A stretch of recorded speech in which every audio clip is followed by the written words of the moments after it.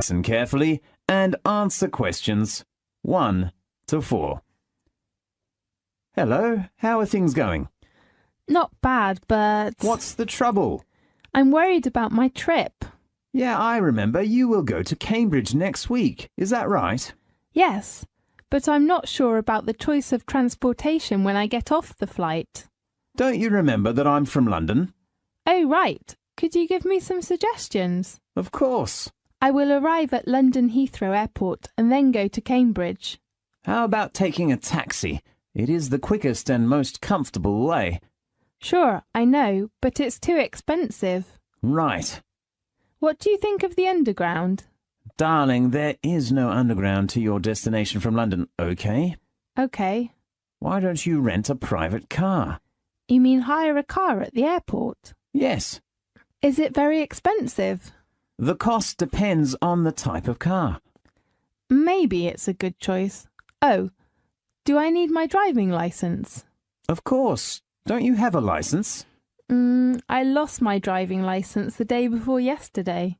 I am so sorry. And I do not really want to drive myself after a long flight. Well, how about taking a coach from the airport? A coach? Yes.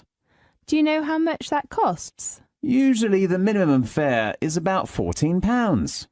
Single or return? Of course, it is a one-way ticket. And that's quite cheap. Yes. How about the number of passengers in the coach? Let me see, it is around 20 to 30. How long would it take to get to Cambridge by coach? I think it's about 3 hours. Really? That's too slow. Why does it need such a long time? Because it has many stops during the route. Oh no. And the last choice is the airport shuttle. Yes, tell me some more information about it.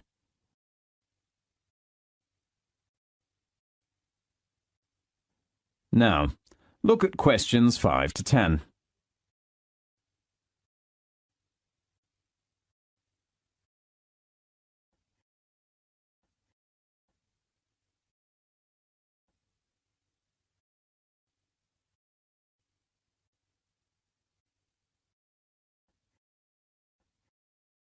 Now listen carefully and answer questions 5 to 10. I'm not very sure about it. It is better for you to get the information from airport clerks. Sure. Do you know the telephone number? Let me check. I think I saved it to my mobile phone. Yes, here it is. OK, I'll call it now.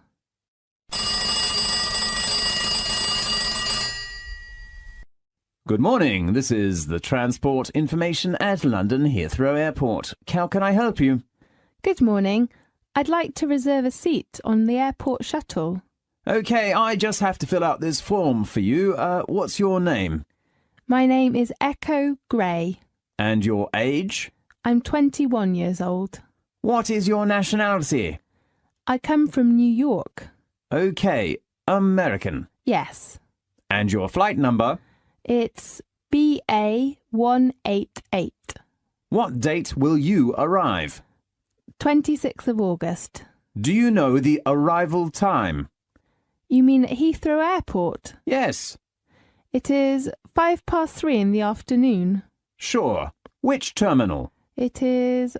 let me think. Is it Terminal 5? Oh, yes. So that's the Heathrow Airport to Cambridge on the 26th of August. Yes. Single ticket or return? Just single. Does that have some discount? I mean, some special tickets? There will be a Super Save ticket after 4 o'clock in the afternoon on the 26th of August. That's great.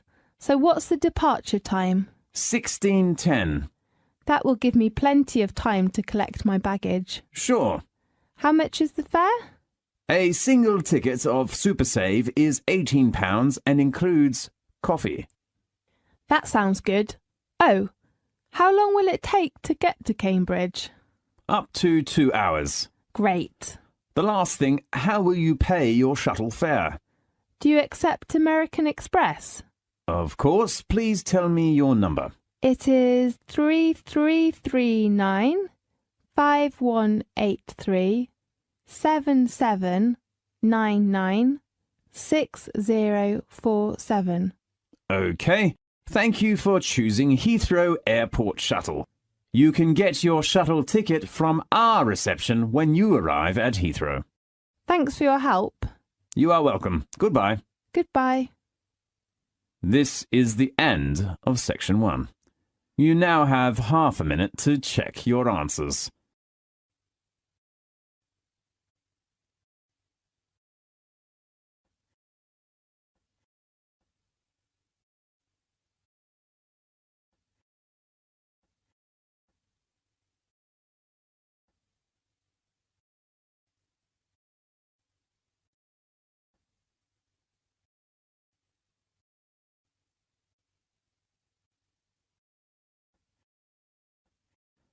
Now, turn to section 2.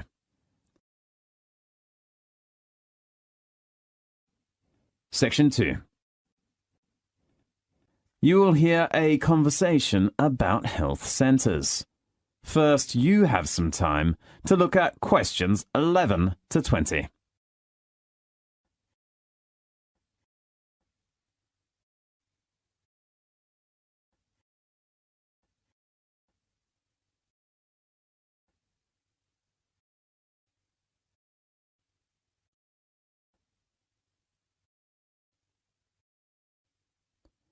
Now, listen carefully and answer questions 11 to 20.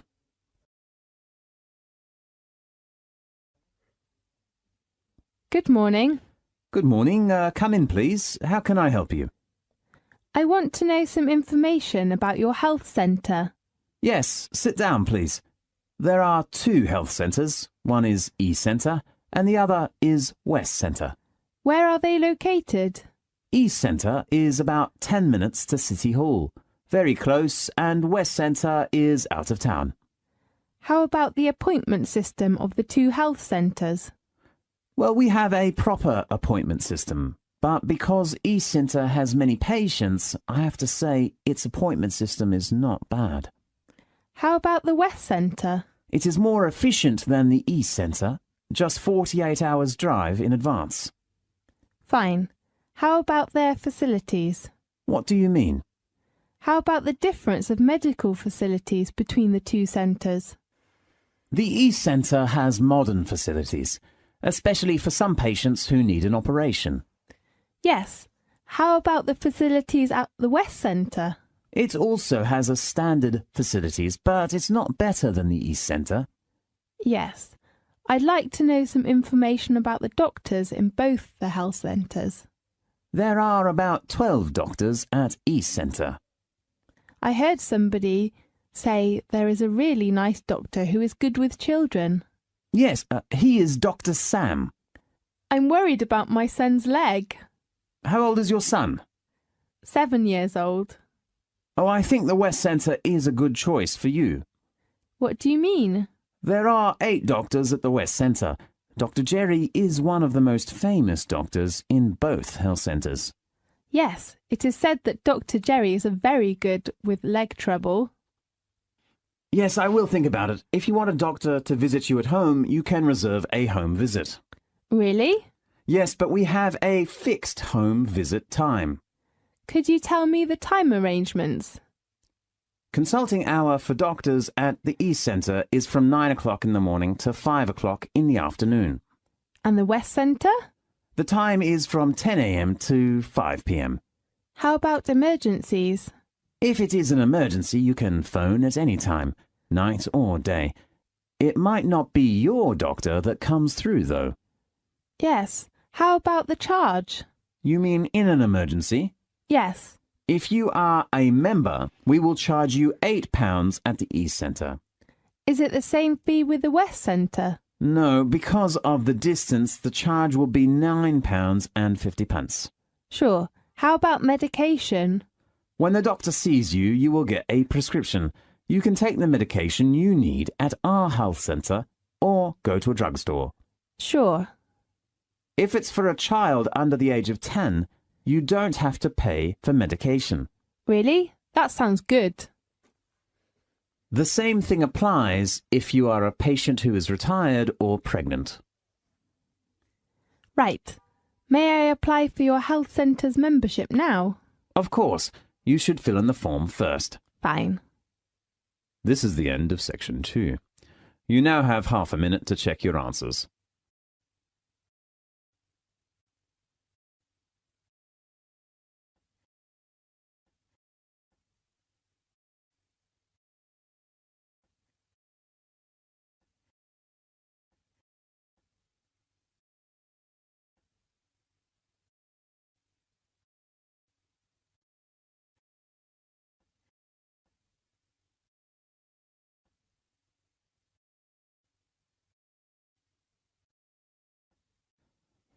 Now, turn to section 3.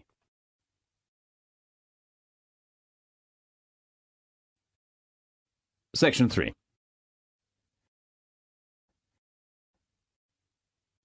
You will hear a lecture about student orientation. First, you have some time to look at questions 21 to 24.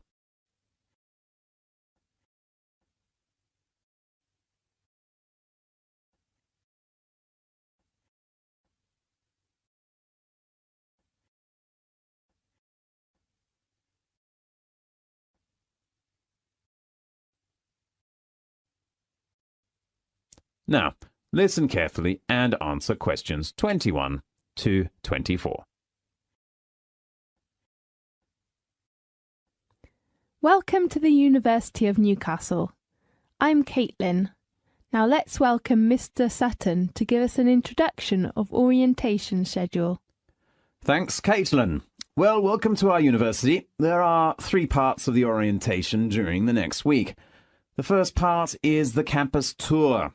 We will organize an orientation tour around the campus. Now, please look at the schedule. On next Monday, we will begin our tour with an introduction to the Student Union. So, please gather at the door of the Student Union at 9 o'clock. After visiting the building first, we will help all students to apply for the Student Union card. So please take one passport photo when you attend the orientation. Usually there are some departments such as a travel agency, insurance, and so on. You can enjoy your lunch in campus, perhaps at the canteen. At 2 o'clock in the afternoon, we will all visit the library. A lecturer at the library will give you an introduction.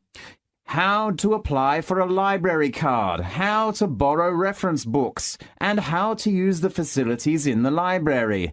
As you know, you will spend lots of time in the library for your future studies, so the introduction is very important for you. On Tuesday, we will visit the computer center. All students can get a username and a passport. You can also register your laptop in the center if you have it.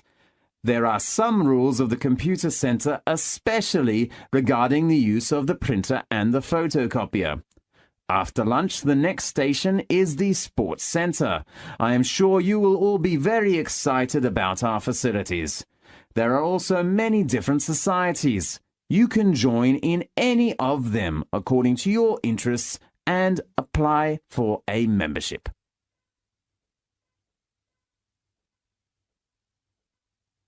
Now look at questions 25 to 30.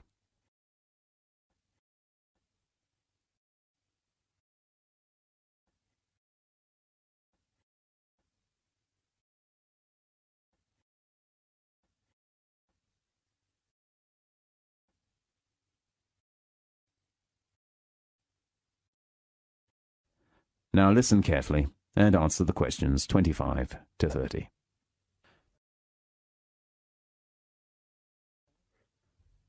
The second part of orientation is course arrangements. You should gather in the auditorium of the West Campus in the morning of Wednesday. The course coordinator or office staff of your facility will introduce you to the course requirements.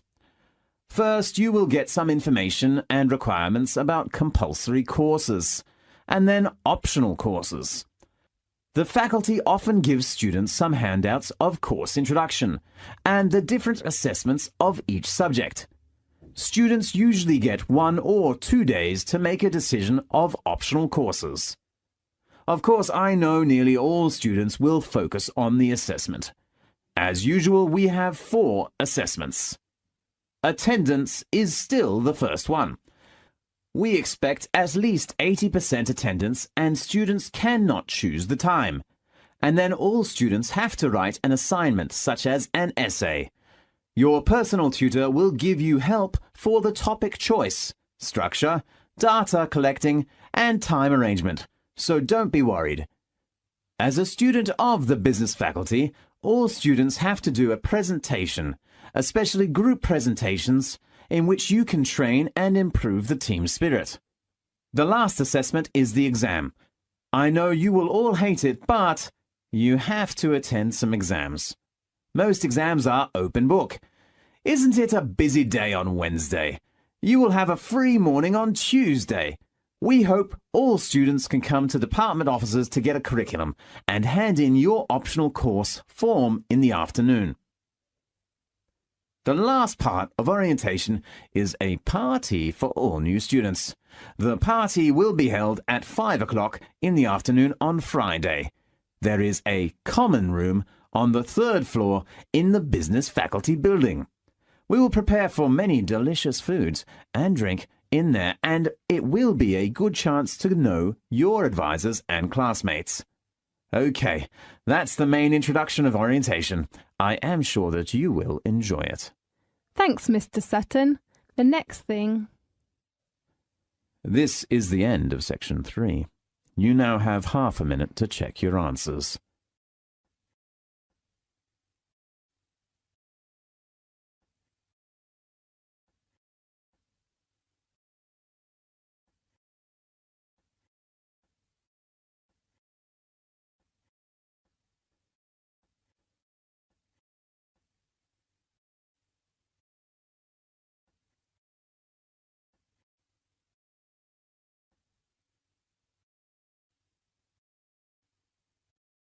Now, turn to section 4.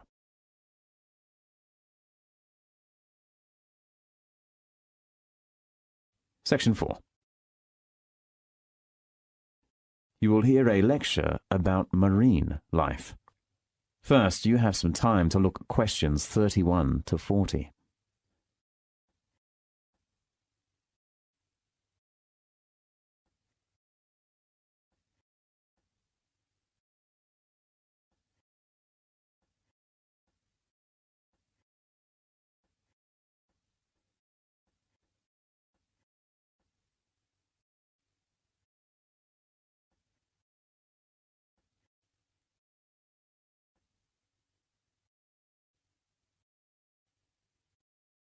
Now, listen carefully and answer questions 31 to 40. How many fish are in the sea? It's a hot topic for many scientists. Today we have invited a famous scientist who spent 10 years studying marine life to give us an introduction of the latest survey called The Census of Marine Life. Let's welcome Alok Jha. Thanks, Ella. The Census of Marine Life has been the biggest and most comprehensive attempt ever to answer that question. How many fish are in the world's oceans? The Census of Marine Life, which hopes to indicate a baseline of marine life, estimates that there are more than 230,000 species in the sea. The study covers from coast to the open ocean, from the shallows to the deeps, from little things like microbes to large things such as fish and whales. A team of over 360 scientists from all over the world have spent the past 10 years surveying 25 regions, from the Antarctic through to the temperate and tropical seas to the Arctic, to count the different types of plants and animals. The findings indicate that crustaceans such as lobsters, crabs, krill, and barnacles account for a fifth of the number of species in the world's oceans, and half of the world's marine species is mollusk, squid and octopus, and fish, including sharks.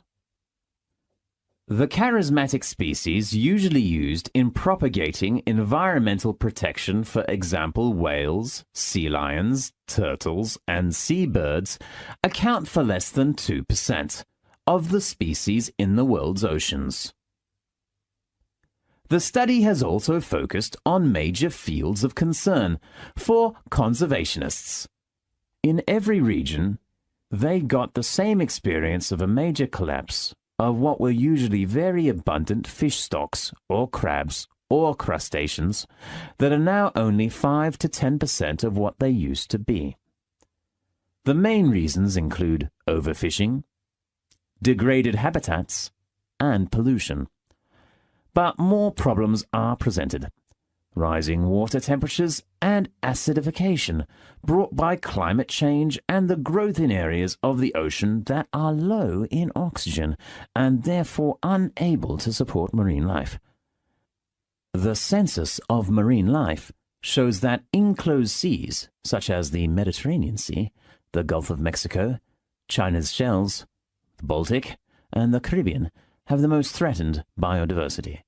The pollutions in enclosed seas are mainly from chemicals or garbage that people throw into it. Dense coastal populations of humans also tend to be packed along enclosed seas, meaning rising contaminations and extraction of more biodiversity from the water. The Mediterranean Sea, which contains around 17,000 identified species, has been a region with high threat. Scientists in our team studying the Mediterranean identified problems related to increased litter from shipping and munitions across the sea, as well as bombs discharged during the Kosovo War. The Mediterranean also has to face problems with invasive species, displacing the creatures that already live there. The census of marine life shows that the Mediterranean Sea has the most alien species, more than 600, among all the 25 regions that have been surveyed. It looks like the region with coral reefs has always had a very high rate of speciation. It also has a very diverse range of habitats, from the deepest regions of the ocean to large regions of shallow seas which can afford coral reefs. The most diverse regions identified by the Census of Marine Life are around Australian and Japanese waters, which contain more than 30,000 species each, and are among the most biologically diverse in the world. Next in line are the oceans of China, the Mediterranean Sea, and the Gulf of Mexico. Besides algae and the seabirds and mammals that travel around the sea, viperfish has been regarded as the most cosmopolitan marine creature by the Census of Marine Life. Its presence was recorded in around a quarter of the world's seas.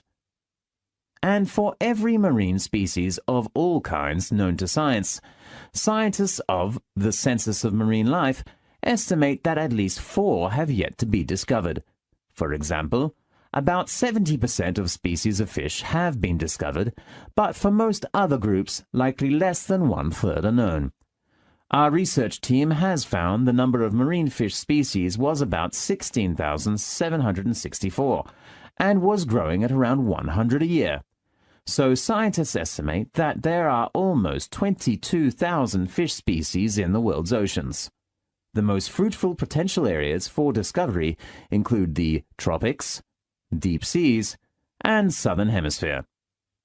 Although most ocean organisms still remain nameless, and their numbers unknown at the end of the Census of Marine Life, we still gained an important and exciting start. Definitely. That's a great achievement. Thank you very much. Okay, thanks to Alok for giving the amazing information about marine life. Next week we will... This is the end of section 4. You now have half a minute to check your answers.